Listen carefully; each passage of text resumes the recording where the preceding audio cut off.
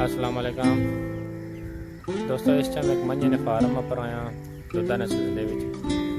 इतना मंझे ने एक बच्चा सो काफ़ी दूर छोड़ सा तक किस तरह अपनी माँ की ढूंढ सी ये इतनिया मंझे बदिया हुई इन्हें सारिया च लोना लोना लोना